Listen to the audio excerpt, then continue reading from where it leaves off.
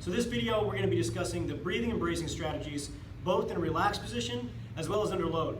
Now, when we talk about breathing and bracing and how they kind of coexist in the context of a lift, certain times we'll be using less brace and more breathing. Other times we'll be using all brace and no breathing. So to get this working independently, we work just breathing and then just bracing and then combine the two.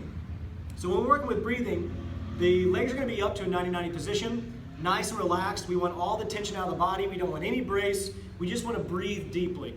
And when we breathe, we want to be making sure it's coming from the abdomen and not the chest. Now, if the chest moves, that's okay if it comes at the end of the breath, because we have a big full capacity to take an inhale, but I just want to make sure it's not done first through up here.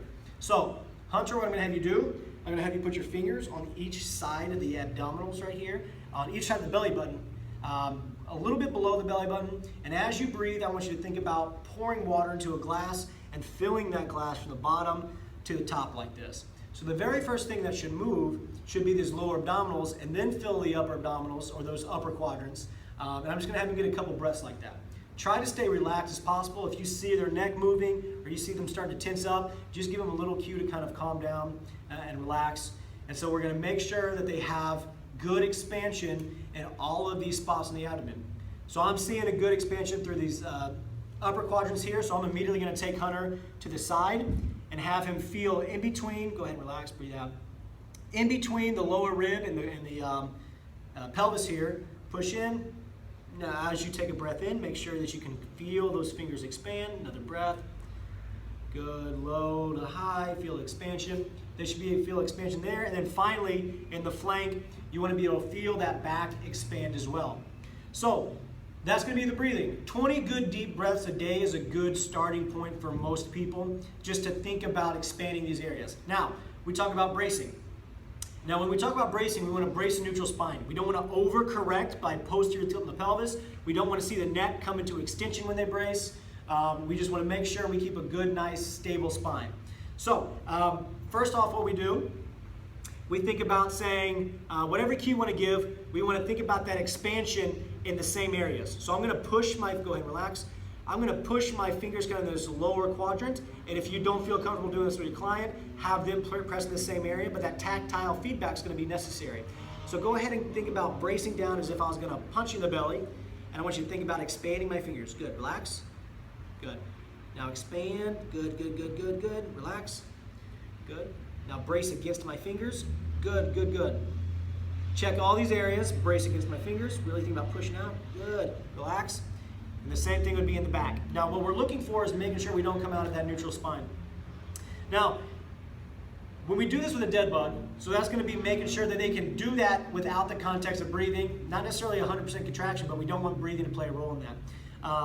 So now we got the bracing and we got the breathing. Now we're going to add those together. So essentially what I do is I'll have them, or I'll put my hand underneath the small of their back, and then I'm going to have them get into a good brace. So go ahead, Hunter, just like we did, think about expanding those areas, making sure they're not moving from the pelvis and bringing it back. I want you to brace, take a few breaths, good, and I want you to appreciate how much pressure is in my hand. Now, when we take your feet off this ball, I don't want you to have any more or less pressure in my hand right here. Essentially what I'm telling him is I don't want you to slam my hand into the ground, and I don't want this back to arch.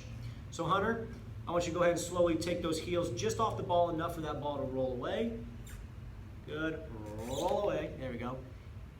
And as he did that, I want to make sure I feel no difference in my hand. Now make sure you can hold this and breathe.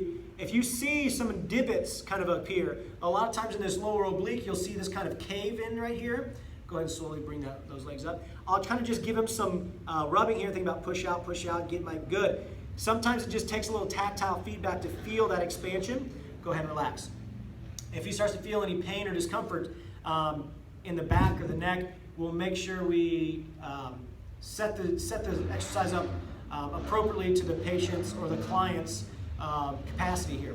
So that's going to be how we start to integrate the breathing and bracing. That dial from 0 to 10 will be tuned up and turned on more or less depending on the patient's capacity, withstand load, or depending on what exercise you're doing. A max squat is going to have a lot more bracing than an easy jog or easy run, but both of those will have some degree of breathing and and some degree of bracing, and it's important that we get competent independently, and then we start to fine-tune our dial just with practice.